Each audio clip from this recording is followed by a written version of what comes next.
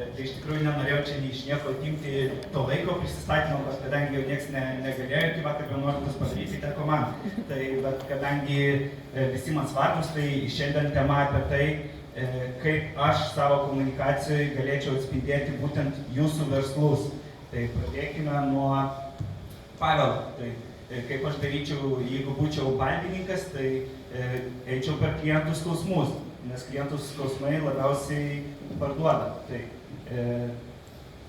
šiuo atveju, tai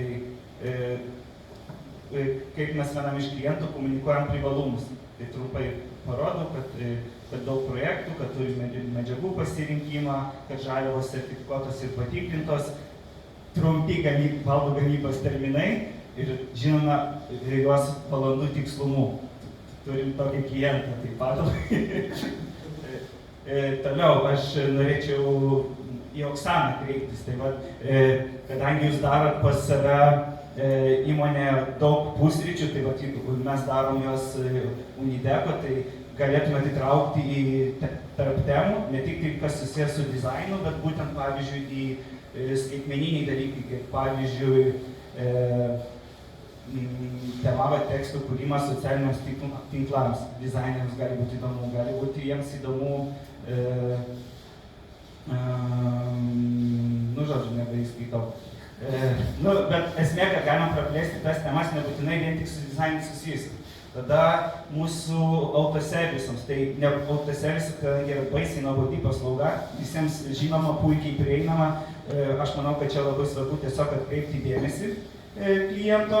Tai tiesiog galim pasinaudoti, kad dabar duoda ChatGPT mums ir visokie kiti instrumentai, kad mes galim tiesiog tą patį pateikti įdomiau ir tiesiog atkreipti kliento dėmesį. Nes būtent sugalvoti kažkokią paslaugą, tai unikaliai ir taip toliau yra sunku. Tai geras dabar būdas yra, kol tai dar nėra labai stipriai užjota visų, galima tiesiog labai nesunkiai generuoti banerius, kad pavyzdžiui ten pasikeisk žieminės padangas, keisk slides ir ratus, arba neištirp vasarą, būtent kažką tokio daryti. Jo, arba tiesiog,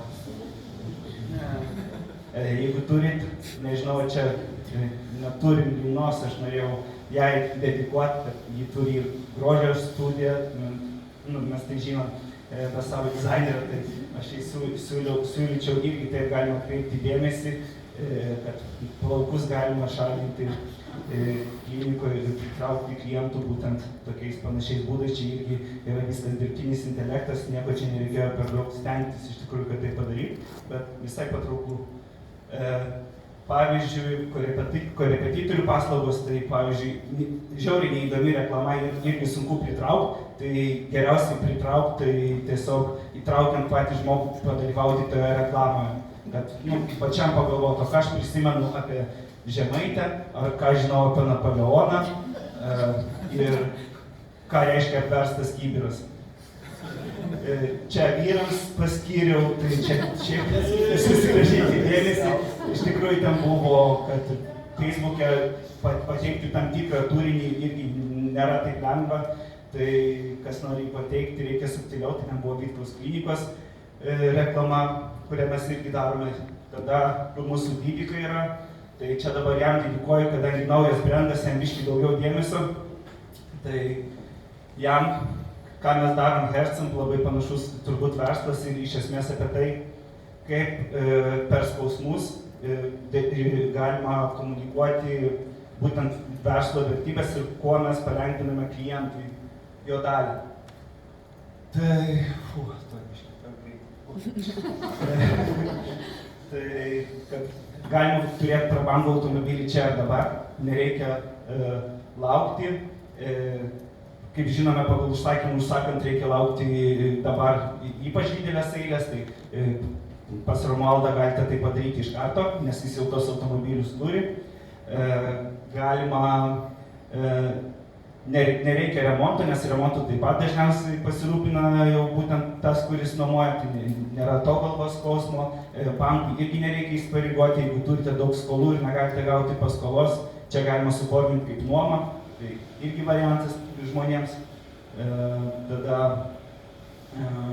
papildomų išlaidų irgi nereikia, jūs mokat vieną sumą, negalvojate apie draudimus, remontus, gaunat pagalbą, kai reikia.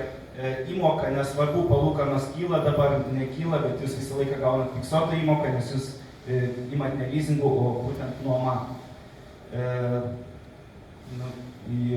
Nesukite galvos dėl pardavimo, taip pat, atėjus laikui jis bus parduotas, o jums tiesiog bus duotas naujas automobilis. Taip pat visos rizikos irgi, kaip ir Hercų, jeigu jūs ten bankrutuosit, tiesiog iš jūsų automobilį atims, bet iš esmės daugiau žalos nepridarys. Ir pasirodo, kad būtent taip įmant veiklos nuomą galime ir sutaupyti. Tai aš išgirdau Romualdo verslo modelį ir aš žinau, kaip sutaupyti. Todėl irgi būtų fainai, jeigu Romualdas pakomunikuotų, kodėl geriau veiklos nuoma, negu tiesiog imti ir pirkti, turėti savo automobilį. Ir kam ta nuosavybė, kuri tampa našta.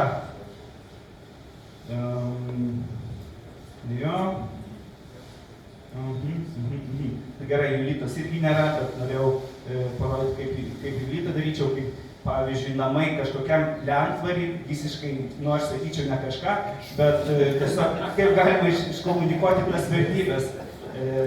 Tai, ko neturi galbūt Vilniui, kad 3-5 kambariai, gali turėti drabužinę, gali turėti terasą ir gali turėti erdvų sklypą, kad statybos gatvėje yra užbaigtos, tai reiškia, kad aplink jau niekas nebesistato, viskas yra įkurta vertybė, tau nebėra triukšmo papildomo, namas vos keli šimtai metrų nuo Vilniaus ribos, įsivaizduojat kaip gerai. Nei tu Vilniui, nei kažkur kitur. Jūsų namai ne kaimynų statybų aikštelė, pilna apdaila padės sutaupyti, nes jau tiesiog jau žinot konkrečią sumą, kurią turit sumokėti, o iš tikrųjų tiesiog būstą negali parduoti vystytojas ir įrengia pilnai. Įsigijęs nuosavą visada laimėsi, tai čia nežinau, ką reiškia. Bet, tai čia mitų tokia karuselė, kad bute remontą pabaigti įmanoma, o name niekada. Tai kadangi mes parduodam su pilna apdaila, pas mus tokios problemos nėra. Kaip nesuklysti su vieta, tai aišku 100 metrų nuo Vilniaus ribos. Ir mitas, kad tu turi dirbti namui, o ne namas tau, tai čia turbūt irgi iš tos serijos, kad pas mus jau viskas padaryta, tu tik irgi ir įsikurk pas mus kokybiškos medžiagos, tik su pilna apdaila, vėlgi kodėl, patys žinom kodėl, bet galima, jeigu jau tai padarėm, galim komunikuoti kaip privalumą, nesvarbu, kad tai tik dėl to, kad negalim parduoti anksčiau laiko. Ir tiek. Ačiū.